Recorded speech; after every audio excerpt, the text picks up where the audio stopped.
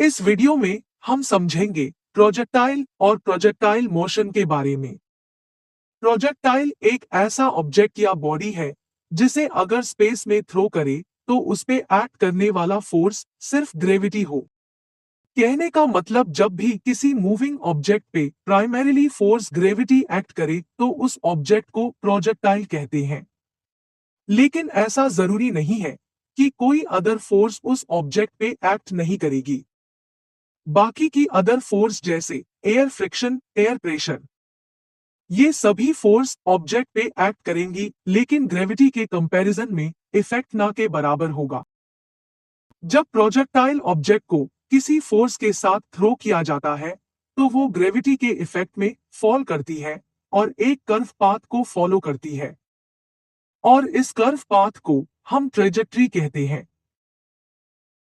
Projectile motion: जब भी किसी ऑब्जेक्ट या बॉडी को अर्थ सरफेस के नियर थ्रो किया जाए तो ये ऑब्जेक्ट एक कर्व पाथ के अलोंग मूव करता है, और ऐसा इसलिए होता है क्योंकि इस ऑब्जेक्ट को कांस्टेंट फोर्स ग्रेविटी अर्थ के सेंटर के टूवर्ड्स अट्रैक्ट करती है।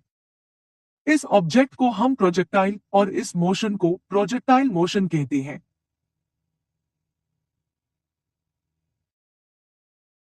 आइए अब समझते हैं कि प्रोजेक्टाइल मोशन कैसे होता है। जब भी हम किसी ऑब्जेक्ट को किसी इनिशियल वेलोसिटी के साथ थ्रो करते हैं तो उसमें मेनली दो डायरेक्शन में मोशन होती है, हॉरिजॉन्टल डायरेक्शन और वर्टिकल डायरेक्शन। अगर हम ऑब्जेक्ट को स्ट्रेट हॉरिजॉन्टल डायरेक्शन में थ्रो करें तो हम देखते हैं कि ऑब्जेक्ट कुछ डिस्टेंस स्ट्रेट मूव करती है और फिर धीरे धीरे ग्रेविटी के इफेक्ट में फॉल करने लगती है। इस केस में हॉरिजॉन्टल डायरेक्शन में मोशन इनिशियल वेलोसिटी के कारण है और वर्टिकल डायरेक्शन में मोशन ग्रेविटी के कारण है। अब जैसा कि हम जानते हैं कि वेलोसिटी एक वेक्टर क्वांटिटी है, और जब दो वेक्टर एक साथ कंबाइन होते हैं तब एक न्यू रिजल्टेंट वेक्टर बनता है। इस मोशन में हम देख सकते हैं कि हॉरिजॉन्टल वेलोसिटी और वर्टिकल वेलोसिटी कंबाइन होकर एक रिजल्टेंट वेलोसिटी बना रहे हैं, और यही वेलोसिटी ऑब्जेक्ट को एक कर्व पाथ देती है जिसे हम ट्रेजेक्ट्री कहते हैं।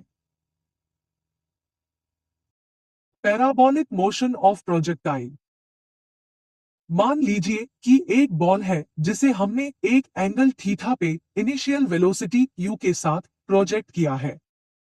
जब ये बॉल पॉइंट O से पॉइंट A तक मूव करती है तब इनिशियल वेलोसिटी u के दो रेक्टेंगुलर कंपोनेंट बनते हैं।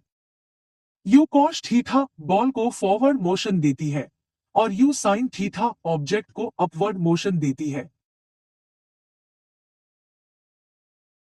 अब जैसा कि बॉल ग्रेविटी के अगेंस्ट मूव कर रही है, जिससे बॉल की वेलोसिटी वर्टिकल डायरेक्शन में डिक्रीज होती है, और एक टाइम ऐसा आता है जब upward velocity u sin theta gravity के इफेक्ट में जीरो हो जाती है, जिसे हम पॉइंट ए पे देख सकते हैं। इस पॉइंट पे horizontal velocity u cos theta है, लेकिन वर्टिकल वेलोसिटी जीरो है। इसके बाद बॉल ग्रेविटी के इफेक्ट में डाउनवर्ड फॉल करना स्टार्ट करती है, जिसे हम कर्व ए बी पे देख सकते हैं। इस मोशन में downward velocity minus you sine theta है और horizontal velocity you cos theta है।